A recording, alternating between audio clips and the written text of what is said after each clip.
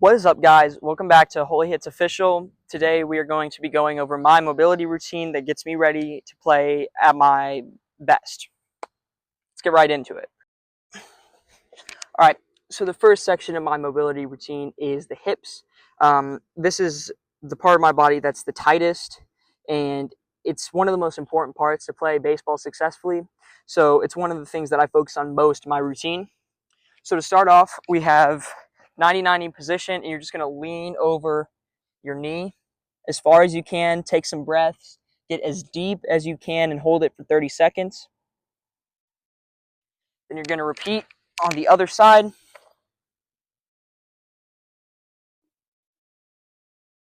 And then you're just going to do that for 2 sets.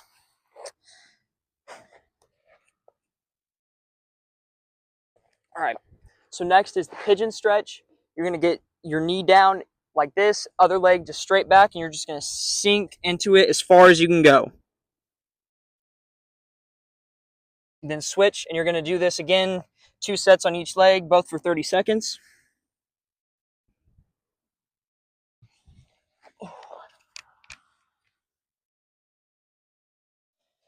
Next, we have our hip internal, external rotation. So we're going to get back into the 90-90 position. We're going to start off externals. You're just going to raise your leg up like this. Do about sets of 10 or 12, whatever feels comfortable. Then once you've done your externals, you're going to do your internals. Same thing, 10 or 12. And this knee, your other leg's knee should not come off the ground for these. You need to it needs to be coming from your hips and your glutes.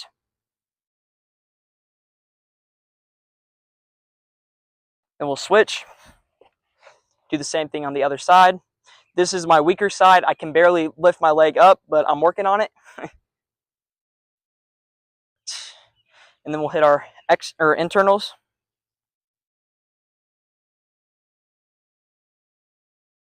All right. And then to finish off the hips, I'll just do some basic 90-90s. Just do about, 5 each way. And then that's it for the hips. All right, so the next section is my upper body section. We're going to start off, you need a PVC pipe. You're just going to take it all the way around. You should feel it in your pecs and also in your scaps.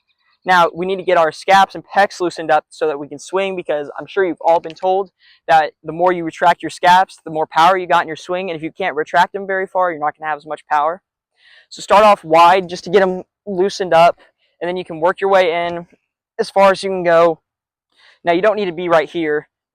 That's pretty hard to do, but getting about 2 or 3 inches in on the PVC pipe means you're probably good and loose, ready to go. All right, so the next one, also with the PVC pipe, is going to be in around the world. Same principle. We're just trying to get the pecs and the scaps firing. This one's just a little more movement. Gets them going after you've done your first stretch. You'll just do it both ways. Make sure you're good and loose, ready to go. All right, so up next is the thoracic spine portion, and I'm sure you've all been told that you need to have a loose thoracic spine, but you probably never even felt what a loose one feels like. And I can tell you that the looser your thoracic spine is, I promise you, the harder you're going to throw, because your arm's going to be able to come back more on your swing and when you pitch, and it's just overall just going to help prevent injury in your arm. So to start off, we're just going to have the kneeling thoracic spine rotation. So you're just going to get down like this, take your arm, reach as far as you can, and then come up and touch the sky, and make sure that you're not moving your whole body like this. Make sure it's just your arm. Do about 2 or 3 sets of 10 on each arm. You will have an arm that can go farther than the other. That's just how it is. That's the first exercise. All right, so the next one is going to be the thoracic spine windmill. And to do this, you're going to lay on your side with one knee over the other and this leg straight, just like this. You're going to take both your arms out, Reach as far as you can with the other, and then just bring it around, making sure you keep your knee on the ground as best as you can and your fingers on the ground. Hold it and then exhale, sink into it, and come back. And do it on both sides for about 2 sets of 8. That'll get you right. All right, for this next one, you're going to need your PVC pipe and a bench, and we're going to grab the PVC pipe like this, like you're going to do a curl. You're going to place your elbows about shoulder width apart on the bench. You're going to lean back and just sink into it. What this is going to do is it's just going to open up your lats along with your T-spine, and the deeper you can go for the longer, the better it's just going to be.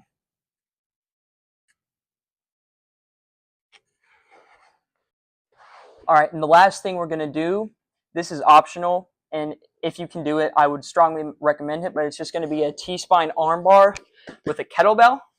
All you're going to do is grab it again, like you're going to curl it, bring it back, lay on the bench, and really try to push your scaps together while you're holding it.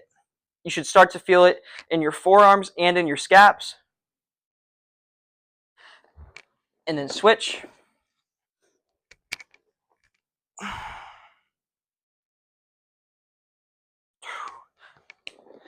And there you have it. All right, so that's pretty much my mobility routine. Obviously, there's more to it with your dynamic warm-up. You're getting your sprints in before your game, maybe a quick lift, but this is just something you got to do pretty much every day just to keep your body right, make sure you're loose, ready to go. But yeah, overall, hope you enjoyed, hope you learned something. If you did, please consider liking and subscribing, and I'll see you in the next one.